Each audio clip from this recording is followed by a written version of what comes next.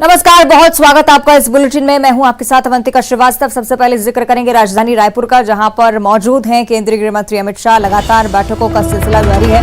कुशाभाऊ ठाकरे में बीजेपी की बड़ी बैठक चल रही है। विधानसभा चुनाव को लेकर बीजेपी की तरफ से बड़ी बैठक, जिसमें खुद अध्यक्षता कर रहे हैं केंद्रीय गृह मंत्री अमित शाह। बैठक में सिर्फ प्रमुख पदाधिकारी शामिल हुए हैं।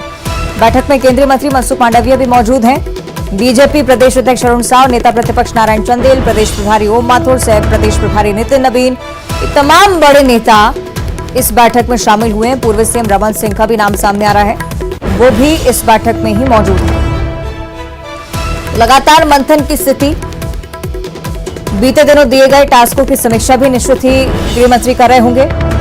ये भी हो सकता है कि आगामी रणनीति को लेकर भी दिशा निर्देश दिए जा रहे हों, क्योंकि जब से केंद्रीय गृह मंत्री बीते दिनों वापस लौटे थे दिल्ली, बीजेपी नेताओं के बीच हलचल की स्थिति देखने को मिल रही थी। लगातार पार्टी चुनावी मोड पर एक्टिव होते हुए काम करती हुई नजर आई थी, और अब एक बार फिर से चूंकि मिशन छत्तीसगढ़ पर केंद्रीय गृह मंत्री अमित शाह हैं, बैठकें ले रहे हैं, तमाम बड़े नेता मौजूद हैं। आप समझ सकते हैं कि आगामी समय में किस तरह से हलचल और ज्यादा बढ़ने वाली है। हालांकि तमाम जो पार्टियां हैं अन्य, वो लगातार ये कह रही हैं कि कोई खास फर्क नहीं पड़ेगा। कांग्रेस से ही अगर हम बात करें तो मुख्यमंत्री भी ये बात कह चुके हैं, तमाम कैबिनेट मंत्री भी ये बात कह चुके हैं। अमित शाह के दौरे को लेकर कितनी भी सुगबुगाहट भले ही बढ़े, भले ही सिलसिला बढ़े विधानसभा चुनाव में तैयारियों का, इसके बावजूद कोई फर्क नहीं पड़ेगा, उनकी तरफ से लगातार कहा जा रहा था।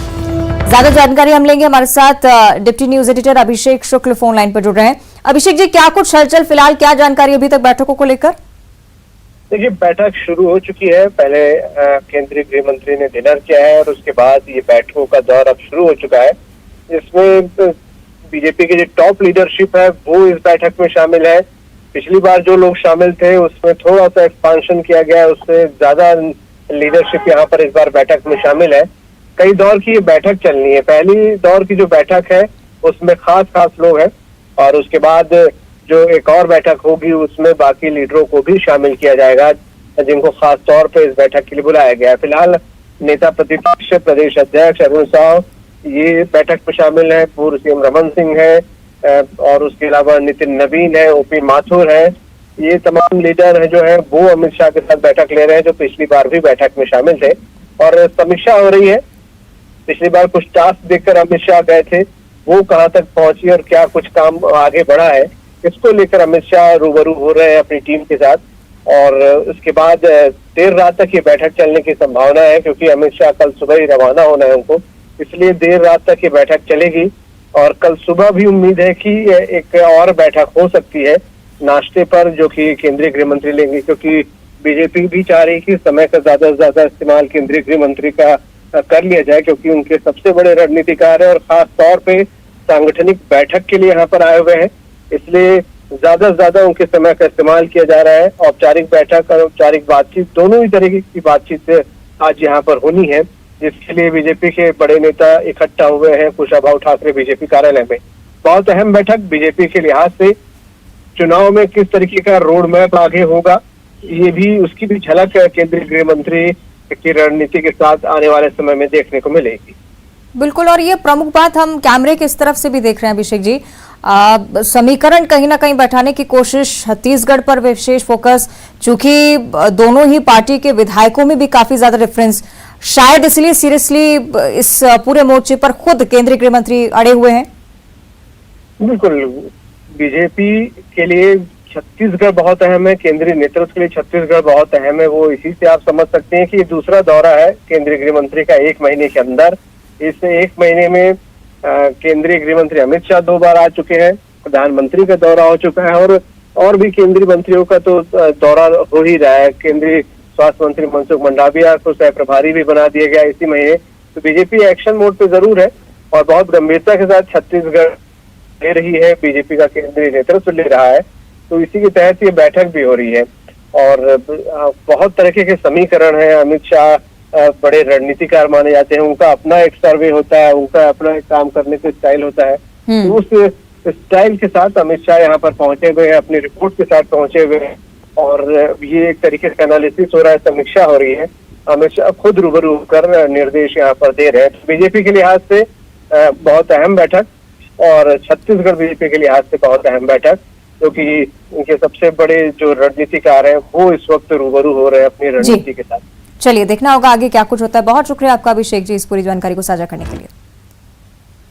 तो एक तरफ आप देख रहे हैं छत्तीसगढ़ में बीजेपी का मंथन लगातार चल रहा है और अगर राजधानी भोपाल की हम बात करें, मध्य प्रदेश में भी बीजेपी में मंथनों का दौर चल रहा है। विधानसभा चुनाव को लेकर रणनीति तैयार की जा रही है। बीजेपी प्रदेश कार्यालय में बैठकें लगातार ताबड़तोड़। सीएम शिवराज सिंह चौहान भी बैठक में पहुंचे इस बार। वीडी शर्मा, हितानंद शर्मा, कैलाश विजयवर्गीय, चुनाव सह प्रभारी अश्विनी वैष्णव मौजूद है। विधानसभा चुनाव को लेकर कुल मिलाकर प्लान तैयार किया जाए। तो एक तरफ आप देखिए कि छत्तीसगढ़ में भी केंद्रीय गृह मंत्री अमित शाह की मौजूदगी में बीजेपी चुनावी मोड में चुनावी एक्शन प्लान तैयार करती हुई, और मध्य प्रदेश में जहां पर सरकार है कैसे दोबारा से वापसी हो, कैसे दोबारा से सत्ता लें, इस पर कहीं ना कहीं मंथन की स्थिति। और तमाम वरिष्ठ जन इस बैठक में मौजूद हैं। खुद मुख्यमंत्री भी शामिल हुए हैं। बिजी शेड्यूल इन दिनों काफी मुख्यमंत्री का, क्योंकि विकास पर्व में भी लगातार शिरकत कर रहे हैं। योजनाओं की सौगात भी देनी होती है, लेकिन इसके बावजूद सत्ता से परे होकर संगठन के लिए भी वक्त देते हुए विधानसभा चुनाव को लेकर कुल मिलाकर रणनीति तैयार हो रही है। तो ये बड़ी बैठक राजधानी भोपाल में, जिसका सिलसिला आप देख रहे हैं, शाम 6 बजे से शुरू हुआ था। अभी भी कब तक ये बैठक चलेगी इसका कोई निश्चित समय नहीं है। ये माना जाता है कि जब जब चुनावों को लेकर चर्चा होती है, कोई एक्सटेंडेड टाइम नहीं होता, कोई परफेक्ट टाइम नहीं होता जब तक ये बैठक चले। लगातार मंथन होता है और मंथन का जो फल है वो क्या निकलता है ये भी देखने वाली बात होती है। सहयोगी वासु हमारे साथ लाइव जुड़ रहे हैं, उनका हम रुक कर लेते हैं। वासु, शाम 6 बजे से बैठकों का सिलसिला शुरू हुआ था, मुझे लगता है अभी भी थमा नहीं है। बिल्कुल अवंतिका, देखिए बीजेपी दफ्तर में लगातार बैठकों का सिलसिला जारी है और बीजेपी का जो शीर्ष नेतृत्व है वो मंथन कर रहा है मध्य प्रदेश के 230 विधानसभा सीटों पर होने जा रहे चुनाव को लेकर कि कैसे बीजेपी इन चुनावों में फाइट करेगी। कांग्रेस यानी कि विपक्ष के तमाम सारे सवालों का, तमाम सारे आरोपों का जवाब देगी। क्या चुनाव में जाने की रणनीति होगी, किस तरह से बीजेपी की फ्लैगशिप योजनाओं को जनता के बीच रखा जाएगा, बताया जाएगा। इस समय सबसे बड़ी अपडेट यही है कि मुख्यमंत्री शिवराज सिंह चौहान भी बीजेपी दफ्तर पहुंच चुके हैं। मुरलीधर राव जो प्रदेश प्रभारी हैं, अश्विनी वैष्णव जो सह प्रभारी हैं, बीजेपी के प्रदेश अध्यक्ष वीडी शर्मा, संगठन महामंत्री हितानंद शर्मा समेत तमाम जो नेता हैं वो इस समय बीजेपी दफ्तर में मौजूद हैं। और भूपेंद्र यादव भी आप देखेंगे इस समय तस्वीरों में बीजेपी ऑफिस पहुंच चुके हैं। लगातार यहां पर बैठकों का जो दौर है वो जारी है और बीजेपी कार्यकर्ता उनका स्वागत कर रहे हैं। दिल्ली से सीधे बीजेपी ऑफिस भूपेंद्र यादव इस समय पहुंचे हुए हैं और वो भी बैठक में शामिल होंगे। तो बीजेपी कहीं ना कहीं बड़े पैमाने पर और दिन रात एक करती हुई नजर आ रही है इन चुनावों के मद्देनजर, क्योंकि जिस तरीके के एनालिसिस सामने आए हैं मध्य प्रदेश के चुनावों की, अगर बात करें चुनाव को लेकर, तो काफी काफी टक्कर भरा ये जो पूरा मुकाबला है वो हो सकता है। इसलिए लगातार इन बैठकों का दौर जो है वो जारी है और सियासी सरगर्मी मध्य प्रदेश में काफी बढ़ गई है। 26 तारीख को केंद्रीय गृह मंत्री अमित शाह का भी टेंटेटिव दौरा कार्यक्रम है। राष्ट्रीय अध्यक्ष बीजेपी के जेपी नड्डा भी आप भोपाल और मध्य प्रदेश का दौरा कर सकते हैं। तो उन तमाम बड़े नेताओं के दौरे कार्यक्रमों को लेकर भी, तैयारियों को लेकर भी जो लगातार बैठकों का सिलसिला है वो यहां पर चल रहा है। और सबसे बड़ी बात इन सब बैठकों का अगर हम एजेंडा की बात करें तो एक ही एजेंडा है, कैसे बेहतर परफॉर्म किया जाए 2023 के विधानसभा चुनावों में सभी 230 विधानसभा सीटों पर। इन्हीं एजेंडे को लेकर एक पूरा खाका, एक पूरा ब्लूप्रिंट, पूरा मसौदा तैयार करने का काम किया जा रहा है और यही गाइडलाइंस जो है, जो इस बैठक के मंथन में जो अमृत निकलेगा वो कार्यकर्ताओं तक पहुंचाया जाएगा और उन्हीं गाइडलाइंस पर जो कार्यकर्ता हैं वो भी आने वाले समय में काम करेंगे और बीजेपी के लिए प्रचार प्रसार करते हुए नजर आएंगे। अवंतिका, चलिए देखने वाली बात आगे क्या कुछ होता है। बहुत शुक्रिया आपका वासु, फिलहाल जानकारी पहुंचाने के लिए। नजर लगातार बनाए रखेगा क्योंकि अमृत जिस तरह से हमारे सहयोगी जिक्र कर रहे थे, हो सकता है कि कुछ परिवर्तन भी रणनीति में दिखे। बहरहाल आगे बढ़ते बात करेंगे बुरहानपुर की, जहां युवकों का रेस्क्यू पूरा हो चुका है। फंते नाले में युवक फंसे हुए थे, ग्रामीणों ने रेस्क्यू करवाया है। लोनी गांव में बारिश से फंते नाले में फंसे थे 2 युवक, ग्रामीणों ने रस्सी से रेस्क्यू कर उन्हें बाहर निकाला। बाइक पर सवार होकर पुलिया से गुजर रहे थे, लापरवाहीवश पुलिया को पार करने की कोशिश थी। तस्वीरें आप देखें, डरा देने वाली तस्वीरें। ग्रामीणों ने खुद नाले में उतरकर युवकों की जान बचाई है। मानवीयता निभाते हुए ग्रामीण देखिए खुद रस्सी के सहारे पहुंचते हैं और फंते नाले से इन दोनों युवकों को बाहर निकालते हैं, लेकिन इसके बावजूद देखिए लापरवाही का सिलसिला अभी भी थमता नहीं। अलग अलग जिलों से जब मना किया जाता है उसके बावजूद भी इसी तरह की तस्वीरें सामने आती हैं। वो फंते नाले को गाड़ी के जरिए, बस के जरिए, ट्रैक्टर के जरिए पार करने की कोशिश लोग करते हैं। जरा सी चूक, जरा सी देर उसके बाद एक बड़ी दुर्घटना हो सकती थी, लेकिन ग्रामीणों की सजगता के चलते दोनों युवकों की जान बच पाई है। ये तस्वीरें आप देखिए, बड़ी संख्या में लोग यहां पर मौजूद थे और मौजूद रहे जब तक इन दोनों युवकों को बचा नहीं लिया गया। प्रशासनिक टीम पहुंचती बहुत समय लग जाता, इसलिए ग्रामीणों ने खुद ही मोर्चा संभाला और इन दोनों लोगों को इस उफनते नाले से बाहर निकाला। कहीं ना कहीं सबक भी देती हैं तस्वीरें, जब मना किया जाता है किस तरह की खतरनाक जगहों पर ना जाएं, बहते जल भाव को इस तरह से पार करने की कोशिश ना करें। बहाव आप देखिए काफी तेज इस पानी का।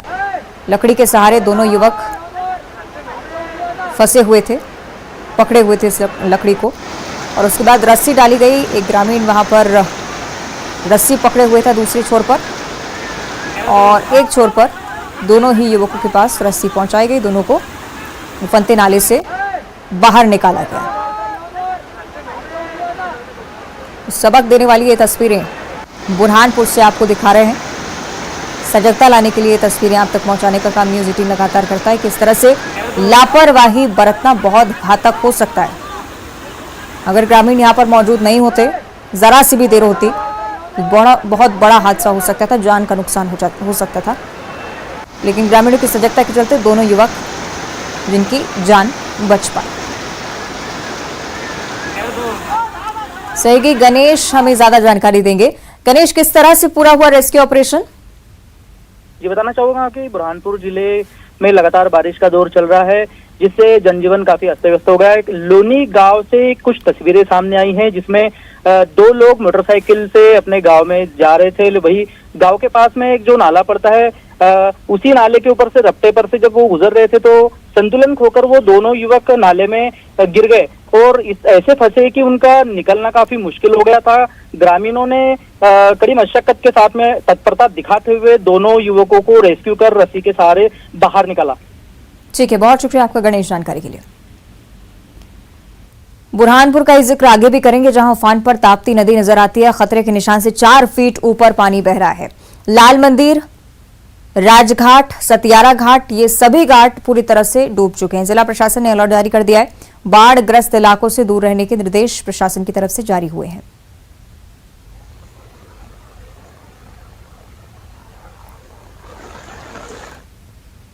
आगे बढ़ते हैं तमोह से इस वक्त एक और बड़ी जानकारी। आकाशीय बिजली गिरने से मौत हो चुकी है 2 लोगों की। आकाशीय बिजली की चपेट में 6 लोग आए थे कुल मिलाकर, लेकिन जैसे ही अस्पताल ले जाया गया 2 लोगों को मृत घोषित किया है डॉक्टर्स ने। पाली कररी कछार गांव में बिजली गिरने की वजह से ये दुर्भाग्यपूर्ण घटना। इलाज के दौरान 2 लोगों की मौत हो गई है। प्लांटेशन का काम कर रहे थे 6 लोग और उसी दौरान आकाशीय बिजली की चपेट में आए।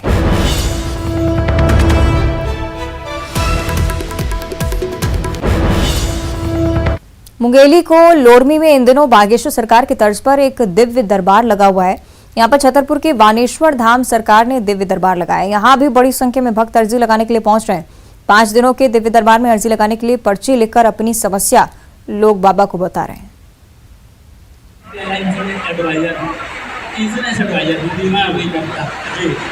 क्या जानना चाहते हैं, क्या अर्जी लेकर आए?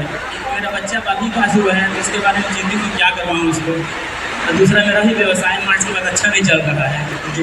और मैं चाहता हूँ, अभी मेरी उम्र 55 साल हो गई, फिर भी सरकारी नौकरी चाहता हूँ। क्या संभव है क्या हमारा जी? मेरी पत्नी का भी अभी स्वास्थ्य थोड़ा खराब है, उसके बारे में चिंतित रहता हूँ। एक बच्चा 10वीं में चाहता हूँ भी टॉप 10 में आए जी जी। अच्छा, कोई प्रश्न? जी महाराज जी। और कुछ पूछना चाहते हैं? हाँ, मेरे एक बहनोई सर को कैंसर हो गया महाराज जी, तो मेरे बहनोई को जी। क्या नाम है बहनोई का? राकेश शर्मा। आइए बात में आ जाइए। पर्चे में आया है, बालाजी कृपा करेंगे, आपकी अर्जी स्वीकार हो गई है। मन में मुख्य रूप से यह। और इसी के साथ बुलेटिन में इतना ही। नमस्कार।